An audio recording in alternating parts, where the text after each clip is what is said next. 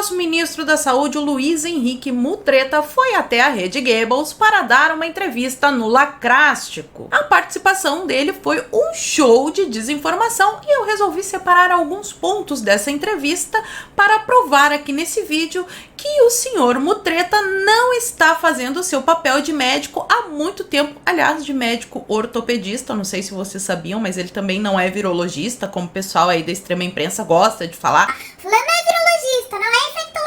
O Mutreta também não é. Mas ele não tá mais fazendo o papel de médico. Ele está fazendo o seu papel de político. Ele está fazendo política e eu vou provar pra vocês. É bem difícil competir aqui com a grande mídia, né? A famosa extrema imprensa. Então eu já quero pedir no início do vídeo, por favor, que vocês curtam, comentem e compartilhem muito, que é pra ver se a gente consegue alcançar um maior número de pessoas. Eu só posso contar com a ajuda de vocês. Porque, infelizmente, muitas pessoas ficam sabendo apenas o lado globalista da história e eu quero mostrar que toda a história tem dois lados. Em primeiro lugar, eu gostaria de saber por que o senhor ministro Luiz Henrique Mutreta quebrou o isolamento social, entre milhares de aspas aí, e viajou mais de 200 quilômetros para dar entrevista para a Rede Goebbels. Não dava para fazer isso da casa dele? O senhor tá em Goiás, é isso? Em Goiânia, no Palácio das Esmeraldas, que é a sede do governo do estado de Goiás, é isso? É isso, eu vim aqui hoje, minha família, eu e minha esposa. Casualmente, essa entrevista foi dada de dentro do palácio lá do senhor governador Sepulcro Caiado. Que coisa, não? Hipocrisia pouca é bobagem. E pra falar bem a verdade aqui pra vocês, nós não estamos vivendo um isolamento social, porque afinal de contas as lojas não podem abrir e pessoas estão sendo presas todos os dias por cometer o crime de correr sozinha na praia ou então cometer o crime de sentar sozinha no banco da praça. Para esses conceitos ficarem mais claros, eu vou mostrar para você o que é lockdown, o que é distanciamento social e o que é quarentena. Começando aqui pela quarentena, que é um período determinado de dias em que as pessoas que estão com xing-ling devem ficar recolhidas em casa. Há algum período determinado dessa loucura que a gente está vivendo? Tem algum prazo para acabar? Não. Somente as pessoas que estão com xing-ling têm que ficar em casa ou você fica ouvindo por aí que é para todo mundo ficar em casa, que só pode funcionar atividade essencial, que não pode abrir comércio disso e daquilo? Pois é. Então, nós não estamos em quarentena. Agora vamos ver o que é o isolamento social. Diferente da quarentena, o isolamento social não é uma medida do governo. Sua ação é voluntária e geralmente é feita por paciente infectado ou por alguém com suspeita de infecção pelo xing-ling. Nós estamos em casa de maneira voluntária ou porque se a gente sair na rua, inclusive, pode ser preso? Acho que já deu para entender que também não estamos num isolamento social. Agora vamos ver a definição de lockdown para ver se casa com o que a gente está vivendo atualmente no país. Entre as três modalidades de afastamento, o lockdown é mais incisivo e o mais alto nível de segurança, porque ele implica a paralisação de uma cidade, estado ou país, a interrupção de deslocamento e a manutenção somente de atividades entendidas como essenciais, como a segurança pública, a saúde e coleta de lixo. Uia! E não é que deu bem certinho? Eles não vivem dizendo que todo mundo, não só quem está infectado, todo mundo tem que ficar em casa e que somente os serviços essenciais podem funcionar? O nome disso é lockdown. Qualquer pessoa que esteja dizendo para vocês que a gente não está fazendo lockdown está mentindo.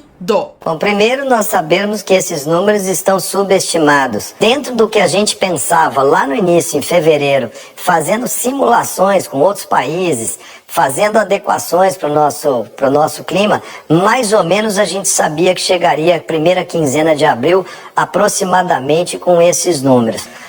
Sabemos também, desde o início que fizemos as projeções, que a segunda quinzena de abril seria a quinzena que aumentaríamos e que o mês de maio e junho seriam os meses de maior estresse para o nosso sistema de saúde. Os números estão subestimados? Como assim? Os números subestimados? A verdade mesmo é que os números estão incorretos e a maior chance é de que eles estejam sendo superestimados. Eu já mostrei aqui em outros vídeos várias denúncias de que esses testes de Xing Ling podem ter uma confiabilidade de 25%, ou seja, em 75% das vezes o exame dá erro. Já teve denúncia até de teste de Xing Ling que veio contaminado lá da China. Isso fora os decretos de governadores mandando colocar Xing Ling no atestado de óbito de geral. Vocês lembram, né? O caso do borracheiro, aquele que sofreu um acidente de trabalho, que a deputada Bia Kicis denunciou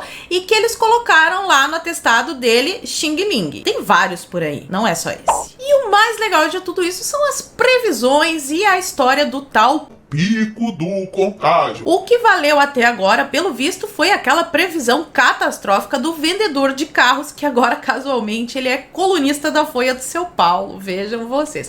Então, ele fez uma previsão aí de 1 milhão de pessoas que iriam perder a vida. E começaram a dizer que o pico ia acontecer ali na segunda quinzena de março. Não veio. Aí passaram para abril. Parece que ainda não colou a narrativa, tá entre abril e maio. Já tem gente falando lá em maio. O próprio ministro Mutreta falou algo entre maio e junho, julho, sei lá. Tem gente fazendo previsão até de 2 anos. É uma loucura total. Eles mesmos não se entendem. Às vezes, quando eu vejo essas previsões, eu me lembro daquele meme que tem, assim, do burro correndo atrás da cenoura. É assim que eles estão fazendo. O pico é sempre depois, sempre depois. Enquanto isso, fica em casa desempregado, passando fome, fica em casa. É só o isolamento social. Pela margem de erro desses cientistas, entre milhares de aspas, parece que aproximadamente 2.000 até 1 milhão de pessoas pode perder a vida entre março de 2020 e, sei lá, dezembro de 2050. Tão de brincations com nós, né? E claro que não poderia faltar aquela cutucada no pessoal da internet, porque afinal de contas, você tem que acreditar na extrema imprensa. A extrema imprensa pensa somente no seu bem e eles acertam todas as notícias, como por exemplo aquela que o Bolsonaro perderia a eleição em qualquer cenário. Eu acho que tem muita gente que gosta da internet, que vê na internet alguma fake news dizendo que isso é uma invenção de países para ganharem vantagens econômicas. Outras pessoas que acham que isso é porque existe algum complô mundial contra elas. E de novo, o senhor ministro Mutreta está distorcendo o que pessoas como eu falam aqui na internet. Nunca falei que esse negócio de Xing Ling é uma invenção ou que isso não existe. O que eu sempre disse aqui é que nós temos sim que ter cuidado, devemos tomar medidas de proteção, mas parar todo o país é muito pior do que o que pode acontecer com o vírus, porque as pessoas com fome e desempregada dá problema. Eu não preciso explicar muito, né? Vocês já entenderam. É muito fácil você ficar mandando aí os outros ficarem em casa enquanto você tá dentro do seu Mustang ou fazendo churrasco na sua varanda gourmet. Mas infelizmente essa não é a realidade da maioria dos brasileiros. Quem mais está sofrendo com essa quarentena são justamente as pessoas mais pobres, que trabalham de dia para comer de noite. E por favor, não me venham com essa história de que o governo vai sustentar todas essas pessoas, porque isso só pode vir de uma cabeça de uma pessoa assim que não entende nada de economia. O governo não tem dinheiro. O dinheiro do governo vem da produção. Se não tem produção, não tem dinheiro no governo e a conta não fecha. Eu quero ver quando o país quebrar, milhares e milhares de pessoas estiverem desempregadas, passando fome. É bom vocês lembrarem de todos esses que mandaram vocês fazerem quarentena. E a cada dia que passa, a situação piora. Tic-tac, tic-tac. Agora vamos à parte da conspiração. Caso vocês não saibam, tudo isso começou lá na China. E lá onde tudo isso começou, o médico que denunciou amanheceu com a boca cheia de formiga. Teve mais gente que desapareceu. A própria OMS declarou que não havia transmissão de humano para humano, vocês podiam ficar em casa tranquilos. E por falar em OMS, que é a Organização Mundial da Saúde, o diretor-geral, o senhor Tedros Adhanom é um conhecido comunista de carteirinha. Tedros é dono de um passado controverso. Antes de se eleger como diretor da OMS, ele foi acusado de encobrir 3 epidemias de cólera em seu país de origem, a Etiópia, quando ministro da Saúde.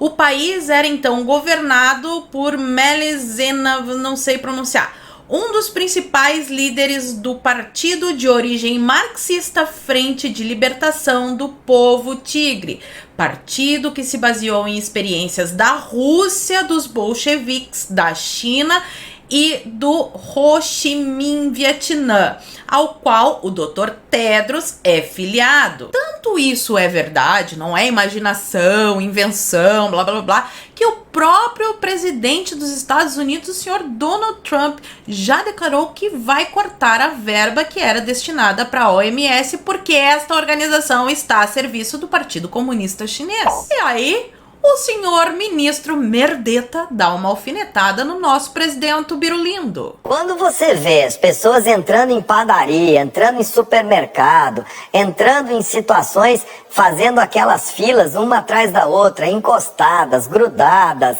pessoas que estão aí fazendo piquenique em parque, aglomeradas, isso é claramente uma coisa equivocada. O Bolsonaro não está defendendo esse lockdown disfarçado de isolamento social que os senhores defendem. Ele está sendo coerente entre o que ele faz e o que ele diz. O que é muito feio é vocês ficarem mentindo para as pessoas, dizendo que nós estamos fazendo isolamento social, quando eu já mostrei que isso não é verdade, e aí vocês pregam isolamento social para os outros, mas vocês viajam 200 quilômetros para dar entrevista no Lacrástico, correm na praia, saem para tomar cervejas com os amigos. E a propósito, o senhor ministro, ele viajou esses 200 quilômetros sozinho, dirigindo um carro? Acho difícil, né? Será que ele foi de avião? Será que alguém teve que trabalhar para ele fazer esse deslocamento desnecessário? Porque dá para dar entrevista de casa, né? A gente já tem internet. São perguntas, não estou afirmando nada, afinal de contas, perguntar não ofende. E outra, se nós não estamos em lockdown,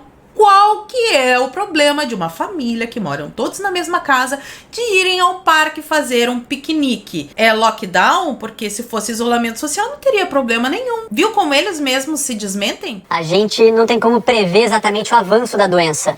A gente tá no escuro.